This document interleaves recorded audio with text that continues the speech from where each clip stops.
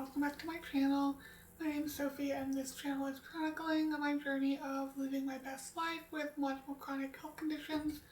Today I'll just be talking about my first appointment with my new primary care provider. I think I said that I was going with the nurse practitioner I had been seeing for the functional medicine consults. So she also does primary care and is part of a concierge service, which basically means that I will be paying out of pocket for everything, but will also get sort of extras on top of normal primary care. So we'll see how it goes. The contract is a year, so we'll see how the year goes. But we talked about sort of more of my symptoms. I updated her on some of the appointments I've had, the appointments I have coming up, and she's just really trying to put it all together and try to figure out what exactly is going on and how we can make my life easier to live.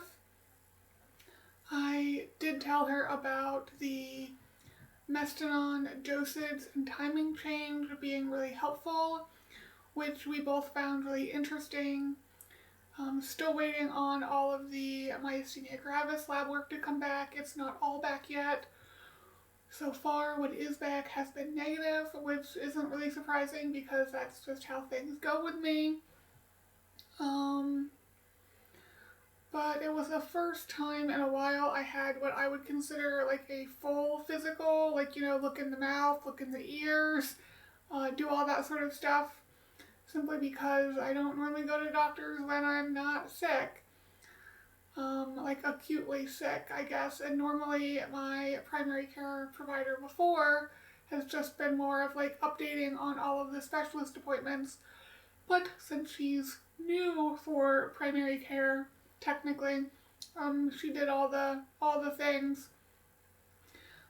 She's a little concerned that I may have thrush, so I need to follow up with her on that. I don't know what was going on with my tongue, but it was undoubtedly very white when I was there, so we'll have to see if that continues. But otherwise, with her, right now, we are waiting for me to finish up the viral reactivation treatment, which I will finish in 3 weeks. Then I will redo the NutriValve test and sort of see if my mitochondrial functioning and methylation and everything is better than it was.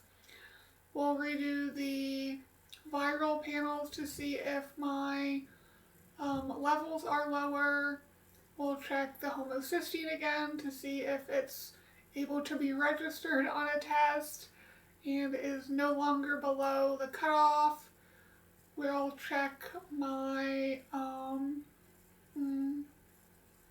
free light change, so they're sort of markers of possible amyloidosis, and see if they sort of develop a trend. Right now we have 2 data points, which you can't really say is a trend, but we'll see if there is a trend with the 3rd one.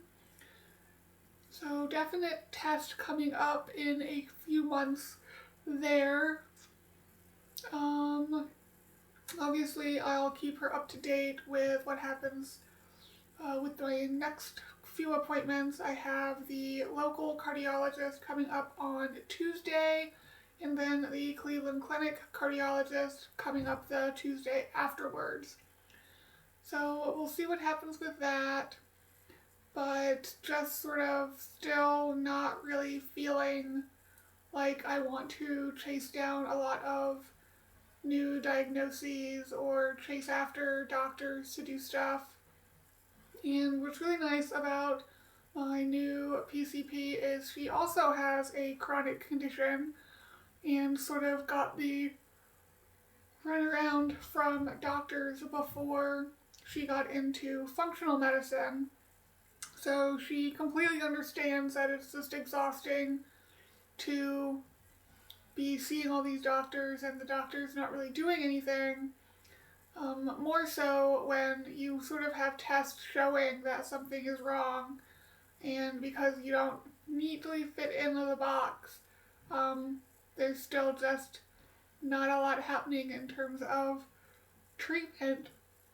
So I am recording this on Saturday. Saturdays are always really rough for me.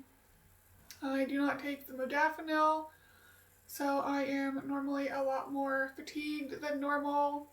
I usually allow myself to sort of sleep until I wake up, but since I want to stick with this mestinon dosage schedule, I did get up early, so I'm just sort of trying to wake up once again because I did go back to sleep.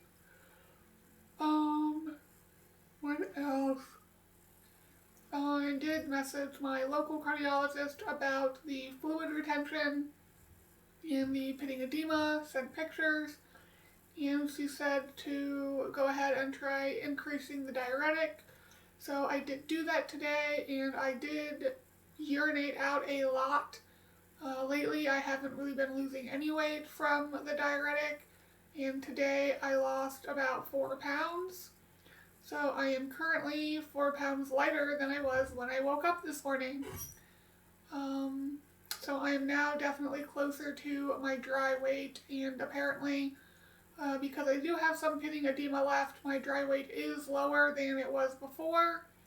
So I will see what my weight is when I am sort of orthostatic intolerant in the morning, maybe tomorrow, and sort of go from there in terms of what I consider my new weight range I need to stay between, because the other weight range was not it. It was higher than I should have been. Anyway, that's going to be it for this one. The next one, I'll talk about whatever my local cardiologist has to say. But I hope you guys are having a good day whenever it is you're seeing this, and I will see you guys in the next one. Bye, guys.